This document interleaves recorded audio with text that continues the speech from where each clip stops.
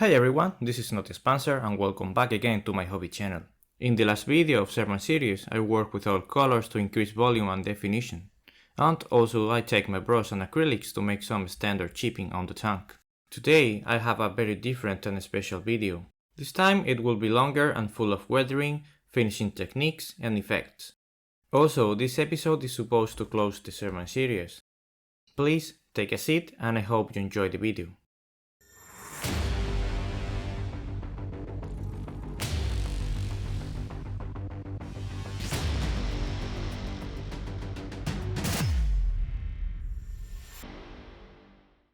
Okay, so today we go full deep into weathering. Here I have my raw acrylic painted running gear with anything else applied. To start applying matte, I prefer to start always with the running gear. This allows me to focus directly on this part, so I don't care about damaging other finished parts. For most of my matte effects on lower parts, I like to use first an acrylic approach. I use artist grade pigments mixed together, this time 2 shades of dark earth colors. These earth pigments mixed together with matte acrylic heavy gel medium will work as a real thick matte. This heavy medium consists in a thick and transparent material which will help the pigments to become more realistic. To create our custom matte mixture, I take a small amount of heavy gel. You can find these type of products at craft stores easily. Also, to get extra texture, I use coconut fiber. This product, as its name says, contains a small natural coconut fibers, which are very handy to create texture like little stones or tree branches.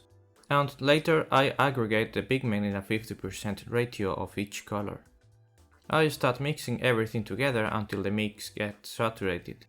You will realize because it will be not possible to add more pigment to the color medium. Once you get the ideal point of matte thickness, our matte mixture should be sticky enough at the same time it keeps the shape and texture. When I start applying this matte on the lower parts of the tank, it always becomes tricky at the beginning. I have to press a little bit the brush against the surface to leave the small quantities here and there. To create a realistic matte effect on these parts, I tend to accumulate the matte on the front and rear areas. Also, I leave some matte on the bogies and it should be applied too on the upper part due to the track movement while the vehicle moves. As we are using acrylic medium, drying time is very fast. But don't need to worry because there is plenty of time to work with. You might see that there is no need to create extra texture with the brush. When it dries, the crispy look of the matte becomes even better. And this is the result when everything is dried. Almost 1 hour later, all the matte texture is part of the running gear like a solid thick paste. By this point, the matte effect is far from finished. The basic texture work is very efficient but very poor in details. I take again the same color pigments. This time I chose a lighter and more neutral earth color to get more variety to the matte. Also with these 2 oil colors, yellow ochre and raw amber, I create an earth wash, which I'll use to fix the pigments into the surface. Alright, to blend the edges of the acrylic matte, I start speckling some pigments between the olive drop parts and the matte itself. Once I keep the pigments in place, I fix them the first time with pure enamel thinner. This is going to hold them temporarily, and also pushes the pigment against the model surface. This stage has become crucial for my workflow. With the pre-moistened surface, I keep fixing the pigments with the oil wash. Apart from the pigment fixes purposes, I use the wash to blend the edges a little bit more. When our muddy pigmented surface gets almost dried, I use these AK enamel effects. I chose these dark ones because they will contrast very well with the current surface and will become very useful to create wet matte effects. When applied over the model recesses, they work like muddy pin washes. This technique clearly increases the amount of contrast and detail of our composition. And almost every single piece is good to leave a small amount of pin wash. And I'm pretty sure you will miss this effect your next time. I use the dark enamel colors by creating some speckling on the surface too. Moving on to the rolled wheels, I go with the same approach as before. I leave a small amount of pigment on every wheel trying to make them different each time. And I fix the pigment with pure enamel thinner, because it allows to the later oil wash to extend better due to the capillarity capabilities. Finally, the earth oil wash will finish the application. Once dried, this is the main result. and because wheels are always full of rivets, I go this time for a selective pin wash. I take sepia oil color in a wash consistency and apply it carefully on each wheel. This effect really will make the wheels to stand out by their own.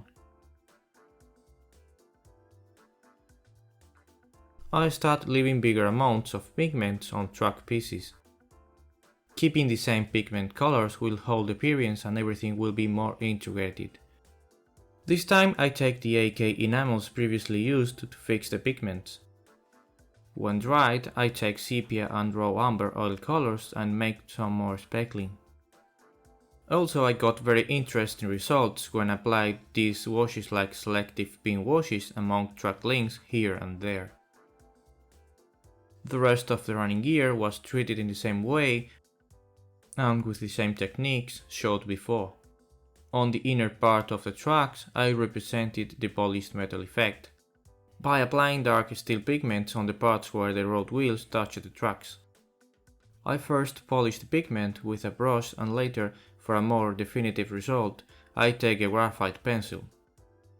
I also applied this effect on the track link's teeth. Finally, when all the piece was completed, I glued the road wheels to the main piece with Tamiya extra thin cement. I have to say that gluing everything together is one of the most satisfying feelings when painting a model kit. And this is the whole running gear once completed and weathered. The combination of all those effects creates a very crispy and interesting weathering result. Okay, now all the lower parts are completed, let's move to the main hull of the tank.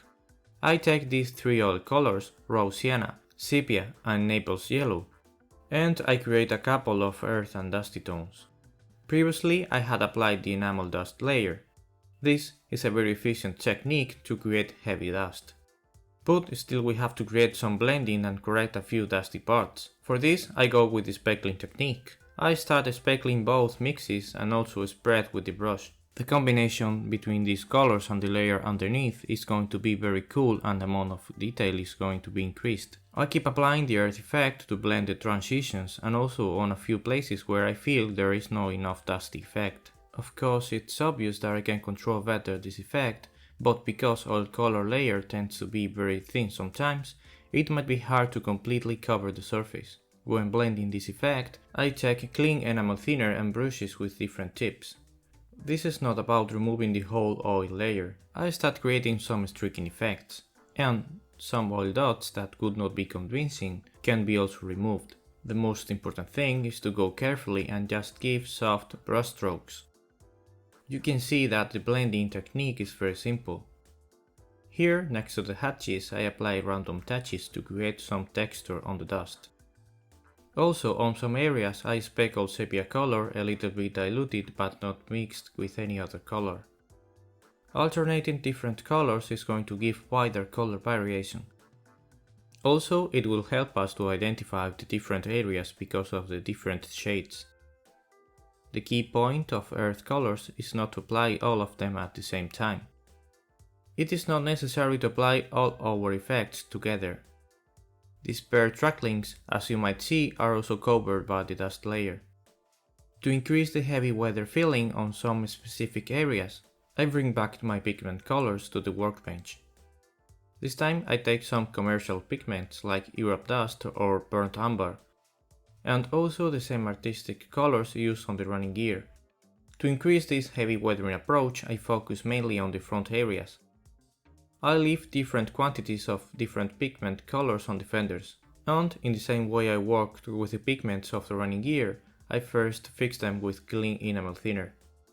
And later I apply the wash of diluted earth oils to fix them definitely. On the other side, because this time I want to create some contrast, I go with a darker pigment. To break the shape more, I also speckle the pigment on the glasses area, and because of the dark color, I take a lighter earth tone to fix it. Other exposed areas to heavy mud weathering like the rear plate are worked as well. For instance, let's imagine here that Sherman went through a very muddy road.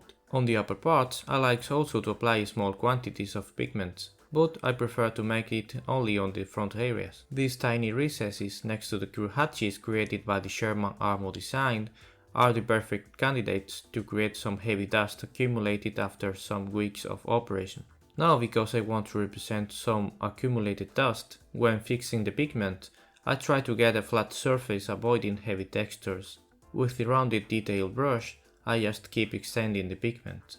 Because usually all the dust or enamel products tends to be extended by capillarity, it's relatively common to lose the pin wash effect. For recovering the pin washes, I take all sepia color and apply the wash on the parts when the technique has been covered. Also, this wash can be used to define some other specific plates. If I combine sepia color with the speckling technique, I can create some splashes or wet matte effects on the front armor. Also, if I apply by brush, you can create some type of outlining for the muddy areas. Because everything in life it's not going to be about speckling, I choose this time the conventional way to represent some streaking dust effects on the turret sides. Just by taking two earth colors and placing them on vertical strips, I create some extra weathering on the turret. On the roof, it's just as simple as placing them around the main details. Once dry to the touch, I just remove them, keeping always the same direction on the sides.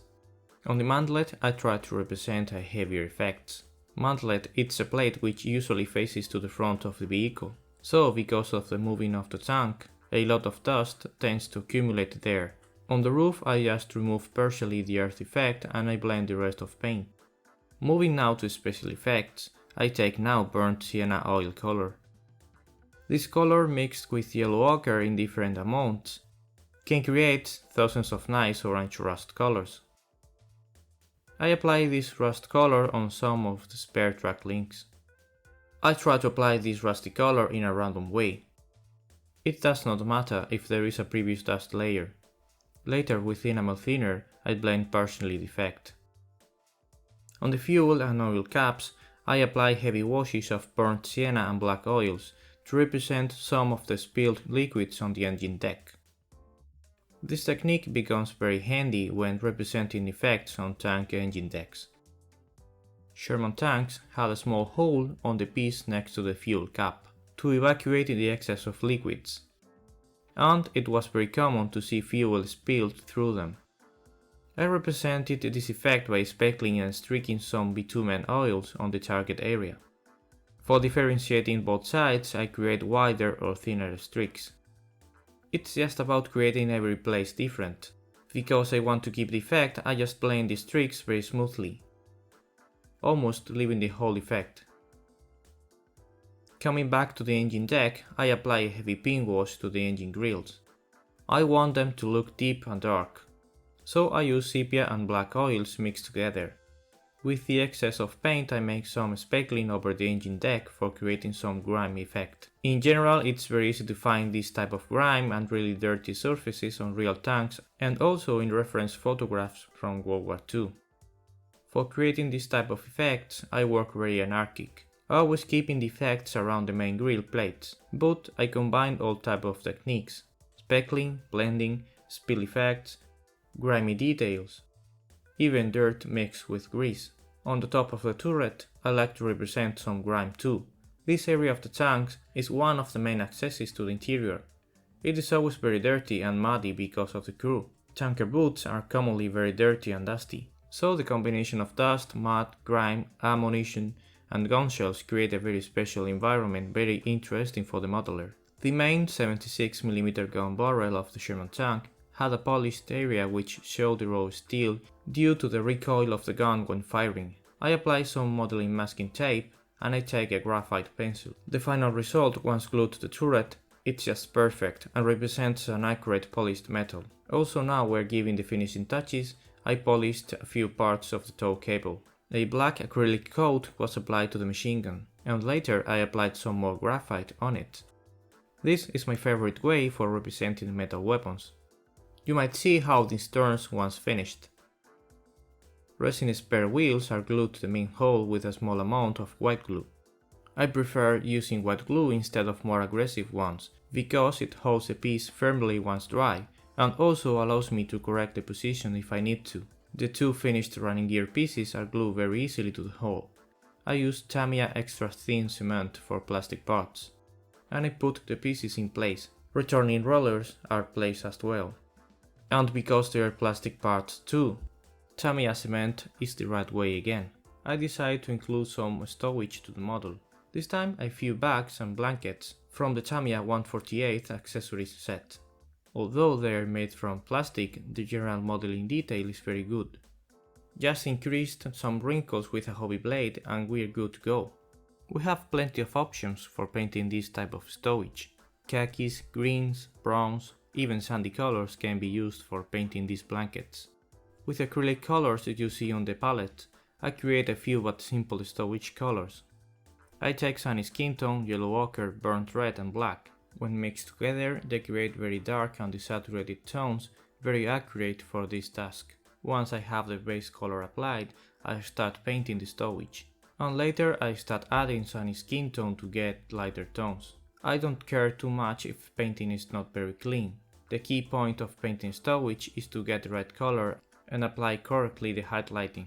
Because I started with a very dark tone, in this case there is no need to apply some shadow tones. The jerrycan is painted with the same techniques explained before. Just applied an acrylic base coat and some scratches with Hull Red and a detail brush. And finally some grimy and fuel effect made with oils. All these parts were glued too with white glue. And once in place, I applied a brown filter with sepia color. And later I remove it partially. Applying these techniques allows the stowage pieces to integrate with the tank environment. And because of this, they will not look like new pieces. Okay, so we might call it done at all. I'm feeling very excited to show you the finished model after these all 4 episodes. All the weathering processes have been covered in the videos except the figure, because it was painted some time ago. If you are interested about how I painted it, please tell me in the comments below. All the stuff and the techniques I applied have come up in a single model with a great result, I think. As you can see, there is no reason to use fancy techniques every time to get a good modeling result. Just keep in mind what result you are looking for and which techniques will be useful for you. After these 4 episodes, there's going to be an operational break. I need to think about the lessons I've learned in these 4 weeks, and I need to consider too what the channel is going to be in the future. As always, if you like the content I've brought in the videos, please subscribe to the channel and leave a comment. I just wanted to say massive thanks to all of you, and I see you in the next one.